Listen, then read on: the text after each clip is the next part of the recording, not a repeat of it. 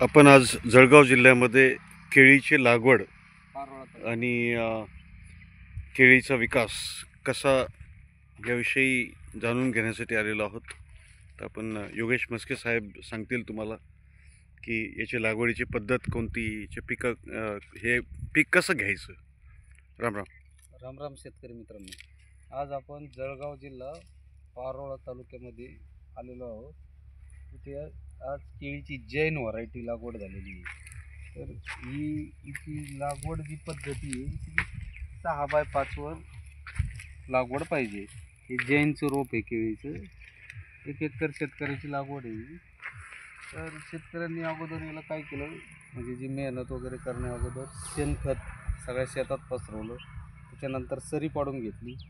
सरी पाडल्यानंतर शेणखत सोबत त्यांनी अजून काही सेंद्रिय जी खतं असतात, म्हणजे निंबोळी खत वगैरे, त्याच्यानंतर सेंद्रिय खतामध्ये आपलं कंपोस्ट खत, याचं पण बेसळ एक जमिनीमध्ये टाकला.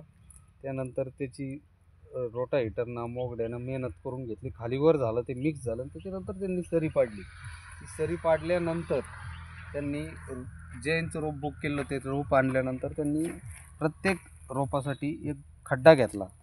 त्या खड्ड्यामध्ये त्यांनी NPK एक 200 ते 250 ग्रामपर्यंत 10-26-26मधून घ्या किंवा 12-32-16मधून घ्या किंवा DAPमधून घ्या, एक 250-300 ग्रामपर्यंत ते टाकलं. त्याच्यामध्ये परत न्यूट्रियन्स भरले एक 50 ते 60 ग्रामपर्यंत.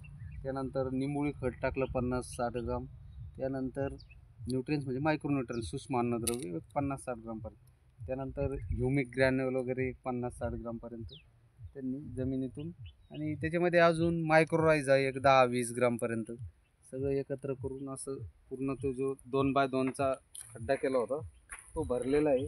त्यामध्ये खत भरून मग ते रोपाची लागवड केलेली आहे. आता हे रोप लागवड करून एक 20 ते 22 दिवस झालेले आहे.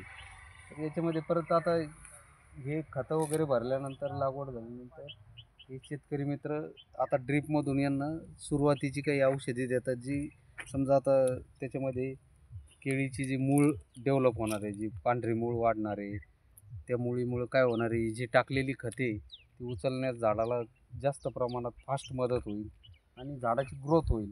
त्या पद्धतीत आता लिक्विड खतं अपटेकिंगसाठी टाकलेली खतं आहे ती पटकन झाडाने उचलावं, याच्यासाठी अपटेकिंगसाठी लिक्विड खतं ड्रीपमधून देत आहेत. ते त्याच्यामध्ये पिकअप नावाचं पिकअप ड्रीप DF ही जी कॅन आहे ती एकरी 5 लिटर ती जमिनीतून केळीसाठी सोडणार आहे.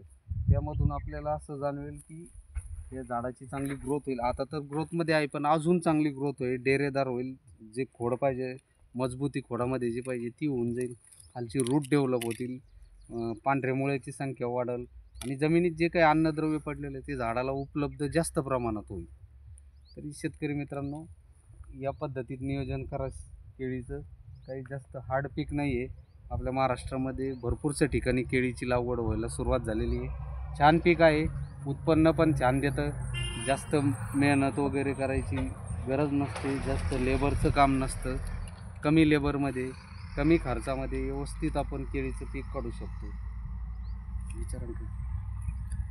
तर आपल्या याला केळीला पाण्याची उपलब्धता किती पाहिजे असते. केळीला जास्त पाणी लागत नाही, पण लिमिटेड पाणी पाहिजे. आणि आता सध्या तरी ह्या झाडाला एक 5 ते 10 लिटरपर्यंत महिना ते 1.5 महिन्याच्या गॅपमध्ये पाण्याची गरज असते. आणि म्हणजे कशा प्रकारची लागवडीपासून 1 महिन्याच्या पुढं जसं जसं झाड डेव्हलप होईल 5 ते 6 लिटर पाणी ड्रीपद्वारे म्हणा, इनलाईनद्वारे म्हणा, जशी आपली पद्धत असेल त्या पद्धतीत एका झाडाला जगवण्यासाठी आपल्याला पाहिजे. नंतर ते पाण्याचं प्रमाण जसं जसं झाड मोठं होईल, ते नंतर कमळ वगैरे फेकील, जेव्हा ते केळीचं घड बाहेर निघेल तेव्हा त्याची पाण्याची, खाण्याची, खताची वगैरे सगळीच भूक वाढते. केळीसाठी कोणत्या प्रकारची माती सगळ्यात जास्त उपयुक्त आहे. केळीसाठी जमीन जेवढी चांगली पद्धतीची असेल, म्हणजे जड जमीन म्हणू आपण त्याला, काळी असली तरी चालेल, लाल माती असली तरी चालेल.